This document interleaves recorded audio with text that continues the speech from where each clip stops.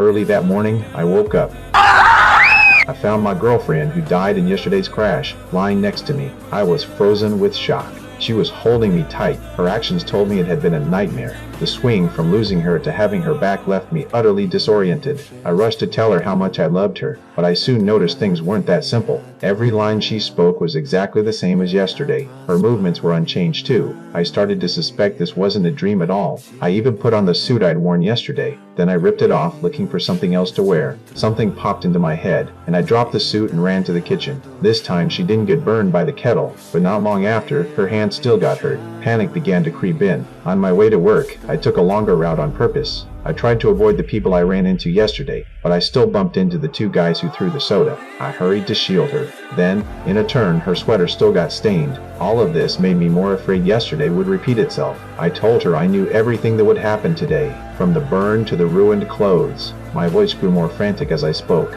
She just looked at me with a puzzled face. What happened in the dream that freaked you out so badly?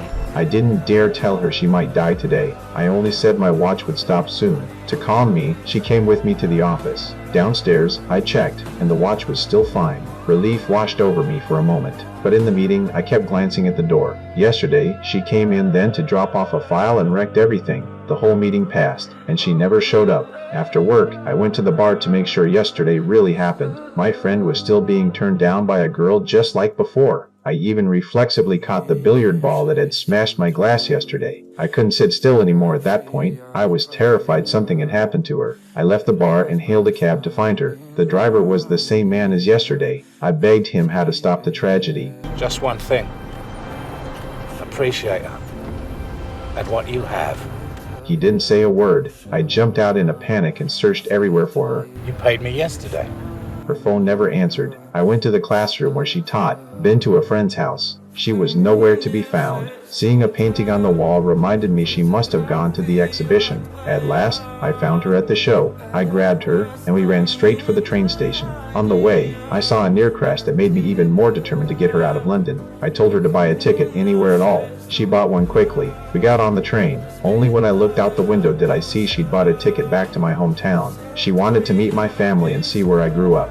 We went to the old magic hill I used to visit as a kid. Rain started as soon as we reached the top. We ran to my childhood home to wait out the storm. She said she wondered why I never mentioned family or friends. I didn't want to talk about it then. My arm bumped the fireplace in that moment. She rolled up my sleeve, and the watch was dead as I feared. A swirl of feelings hit me all at once. That's when I finally understood some things are bound to happen. You had one day left.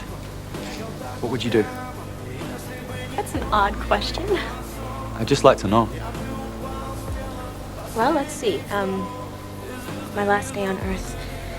Shoe shopping. Ooh, and eating my 10 hot fudge sundaes, and then there's that Calvin Klein underwear model. After we came down the hill, we went to my father's usual pub. I told her about my family for the first time. My proud dad had fallen apart after losing his job. That pain haunted me for years. She comforted me tenderly. This rush trip deepened what we had between us, but she had to go back. Tonight was the recital she had been preparing for over a decade. I wanted to stop her, but that was her dream. I refused to let her leave with regrets. Back home, we prepared for the recital. I learned she could sing beautifully but was terrified of the stage. I took the song she had written for me from her diary and secretly made 75 copies. I arrived early with flowers and the score and convinced the bandleader to help me set up a surprise. When the concert ended, everyone was handed the music I brought. She froze when she saw that familiar sheet. I took the mic, went on stage, and invited her to sing that song. She stumbled at first, but when she caught my eye and the melody started, she finally began to sing. She sang her love for me with a voice full of feeling, and the crowd applauded. After the show, we went back to the restaurant from last night. I put the bracelet I made on her wrist. Each charm had a meaning. There was a train for today and a tiny Eiffel Tower for the place she wanted to visit. Rain fell again on the way home. Seeing the familiar streets, I knew my time with her was running out. In the rain, I finally said the words. Love you. Oh, I love you too.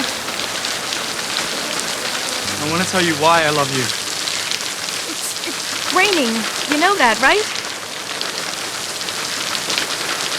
I have to tell you this, and you need to hear it.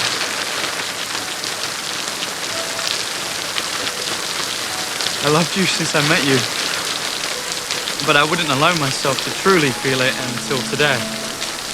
I was always thinking ahead, making decisions out of fear. Today, because of you, what I learned from you.